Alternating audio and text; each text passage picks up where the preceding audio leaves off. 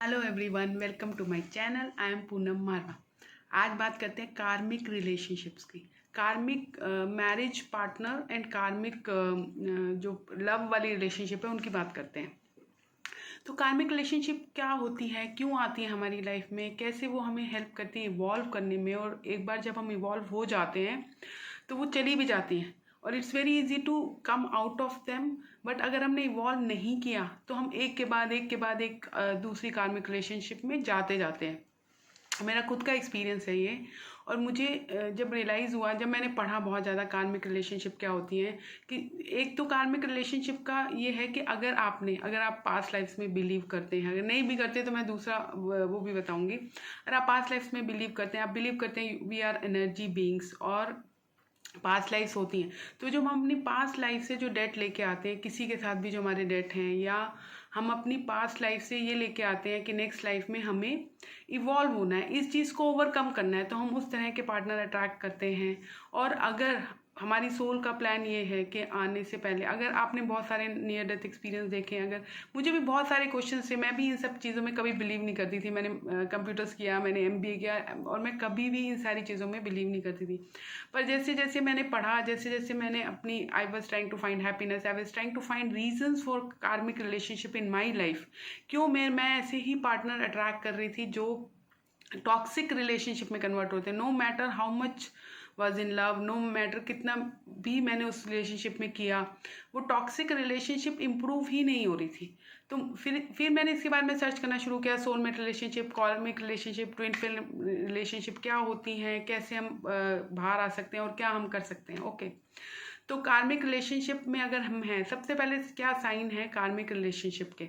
अगर आपके relationship toxic है, मतलब आप दो लोग हैं, चाहे आप में आपस में जितना प्यार है, अटैचमेंट है, फिर भी आप लड़ते रहते हैं, एक को दूसरे की बात समझ में नहीं आती, कंपैटिबिलिटी नहीं है, कंपेनियनशिप नहीं है। कुछ चीज़ें सही हो सकती हैं, जैसे मेरे और मेरे पार्टनर के बीच में, हम we use to love food, we use to love travel, हमें लगता था काफ़ी कॉमन चीज़ें हैं, कॉमन चीज़ें हो सकती हैं, पर स्टिल और प्यार भी हो सकता है।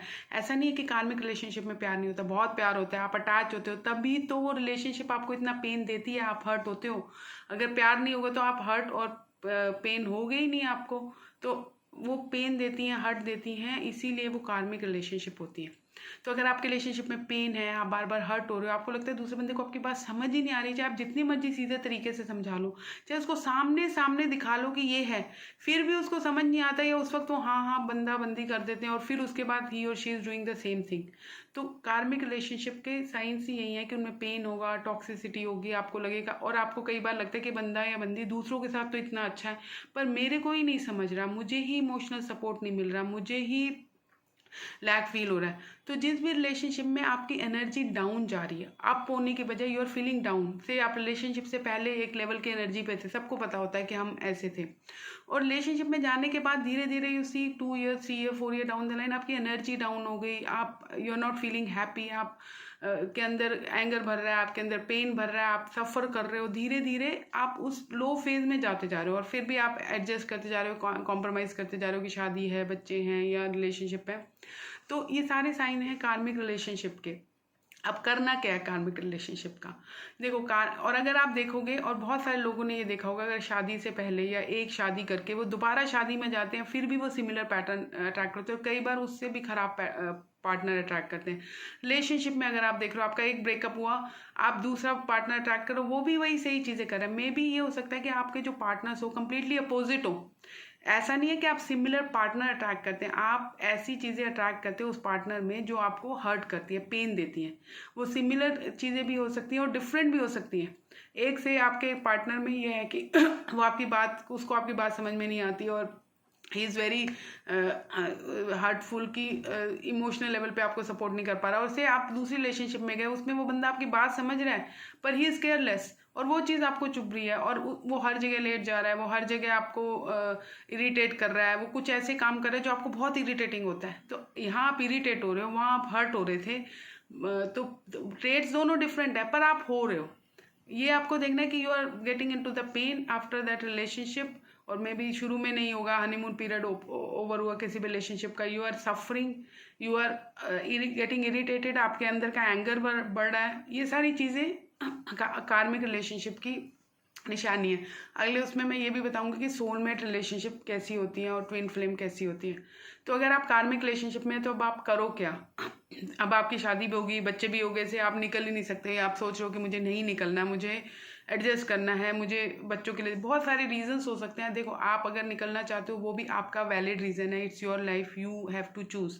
नहीं निकलना चाहते वो भी आपका वैलिड रीज़न है। अगर आप रेडी नहीं हो तो डोंट फोर्स योर सेल्फ कि एक रिलेशनशिप से निकलोगे, और अगर फोर्स करोगे तो दूसरी में यू विल गेट ट्रैप्ड, क्योंकि इमोशनल नीड है। और अगर उसको हमने सही नहीं किया, अगर अपने आप को हील नहीं किया और फिर हम एक से दूसरे रिलेशनशिप में जंप कर रहे हैं, तो ये होता रहेगा। It will keep on repeating, pattern will keep on repeating. तो सोल्यूशन क्या है? सोल्यूशन ये है कि अपने ऊपर काम करना, अपने को हील करना। मैंने भी यही किया। मैंने ये सोचा कि जब अगर मेरी रिलेशनशिप अगर it has to fall apart, अगर मैंने अपने को हील कर लिया, और वो नेचुरली होना चाहिए, और या it should come like that कि वो बहुत अच्छी हो जाए। दो ही चीज़ें हो सकती हैं। अगर जब अपने को हील करते हैं, जो हमें सर्व नहीं कर रहा, they keep on falling apart, they keep on going away from our life. और जो हमें सर्व कर रहे हैं लोग, या जो और अच्छे लोग हैं, वो वापस आना, हमारी लाइफ में आना शुरू हो जाते हैं। ये दो बहुत बड़े साइन होते हैं जब हम अपने को हील करना शुरू करते हैं, और मैंने सारे साइंस देखे हैं। तो जब मैंने अपने को हील करना शुरू किया हर स्टेज पे, तो मुझे देखना शुरू हुआ कि काफ़ी लोग मेरी लाइफ से जा रहे हैं जो मुझे सर्व नहीं कर रहे थे, और आई लेट इट गो। जो जा रहे हैं उनको जाने दो। पेन होता है, अटैचमेंट होते हैं, और मुझे समझ में आ रहा था कि ये मेरी लाइफ की टॉक्सिसिटी को इंक्रीज कर रहे हैं, जो फ्रेंड्स हो, फैमिली हो, रिलेटिव्स हो। और कुछ नए लोग मेरी लाइफ में आना शुरू हो गए जो बहुत ही नेक्स्ट लेवल पे थे, हाई वाइब्रेशन, और उसके मैं वो भी देख रही थी। तो जब तक आप जो आपको नेगेटिव टॉक्सिक लोगों को जाने नहीं दोगे, अच्छे लोगों को आने नहीं दोगे, तब तक लाइफ सुंदर नहीं होगी। और ये भी तब होता है जब हम हील करना शुरू करते हैं।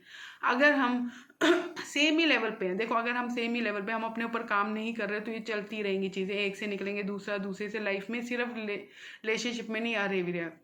पर अगर हम अपने ऊपर काम करते हैं, अपने को हील करते हैं, बहुत सारे तरीके अपने को हील करने के मैं भी बताऊंगी। पर आप अभी के लिए, जैसे मैंने पिछले वीडियो में बताया, कि स्टार्ट एक्सपीरियंस करो अपना pain and release experience. Forgiveness की हो ओपन ओपो प्रेयर होती है, वो करो, उससे बहुत भी फ़ायदा होता है। 3 मंथ मैंने हो ओपन ओपो प्रेयर की थी, I am sorry, please forgive me, I love you, thank you. आपको अपने अंदर बोलना है और माइंड में 24 घंटे बोलना है। इससे बहुत कुछ रिलीज अपने आप नेचुरली हो जाता है। उसके बाद आप अपनी थॉट्स को देखना शुरू करो, अवेयर होना शुरू करो, अपने को एक्सपीरियंस करना शुरू करो, अपने पेन को रिलीज करना शुरू करो। जैसे ही आप एक्सपीरियंस करोगे, उसको सप्रेस नहीं करोगे, चीज़ें अपने आप हील होती जाएंगी। सबसे फॉरमोस्ट एंड सबसे अच्छा तरीका ये है हील करने का, जो मैंने सब कुछ रिसर्च करके और सारा कुछ करके देखा, कि अगर मेरे अंदर से पेन उभर रहा है, अगर मेरे अंदर से एंगर उभर रहा है, अगर मेरे अंदर से कुछ भी आ रहा है, और मैं उसको वहाँ उसी मोमेंट में रुक के I just experience it without any judgment, without anything, I just experience it, और वो रिलीज हो जाता है। और अगर आप एक स्टेज पे ऐसे भी पहुंच रहे हो, अगर आपका ब्रेक डाउन हो रहा है, it's okay, it's okay, try कर लो, रिलीज कर लो, लेट गो कर लो। पर बार बार देखो, उसमें कोई प्रॉब्लम नहीं, पर बार बार क्रिप करने के पैटर्न में नहीं जाना कि रोज ही आप कंप्लेंट कर रहे हो, वो फिर उससे हीलिंग नहीं होती। अगर आप हील कर रहे हो और बीच में आपका एक आध बार ब्रेक डाउन हो रहा है, तो इट्स ओके, वो पार्ट ऑफ द प्रोसेस है, हीलिंग का प्रोसेस है। रिलीज कर दो, क्राई कर दो, सब। पर क्रिबिंग वाले उसमें नहीं जाना, नेगेटिव उसमें नहीं जाना कि आप नेगेटिविटी फैला रहे हो अपने अंदर बाहर, क्रिब कर रहे हो सारा दिन मेरे साथ, विक्टिम मोड में जा रहे हो, उन सब में नहीं जाना। हील करना है मतलब अपने जो भी पेन है उसको एक्सपीरियंस करना है, रिलीज करना है, एक्सपीरियंस करना है, रिलीज करना है। आप मेडिटेशन भी कर सकते हो, आप फास्टिंग भी कर सकते हो। तो बहुत सारी तरीके EFT टेक्निक है हील करने के अपने आप को।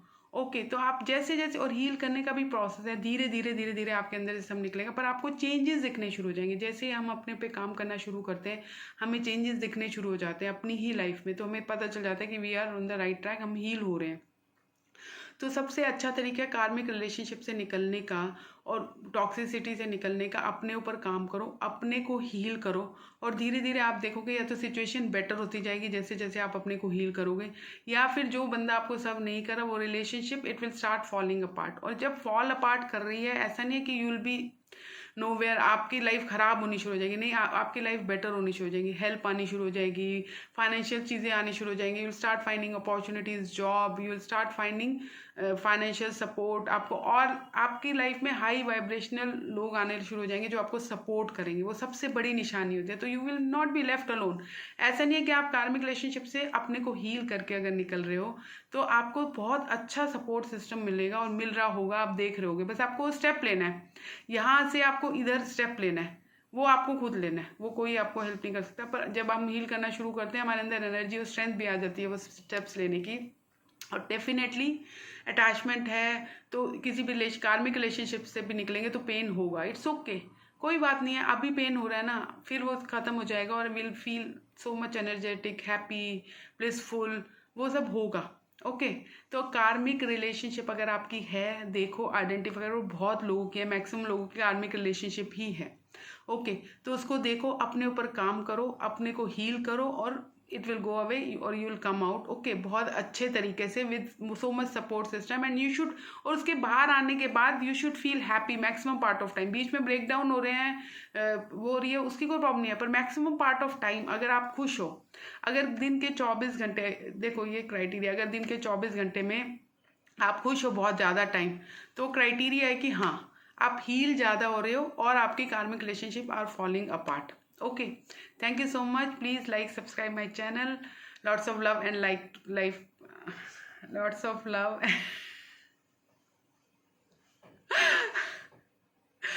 बहुत सारा प्यार, lots of love and light to each one of you. Have a wonderful day. Thank you so much.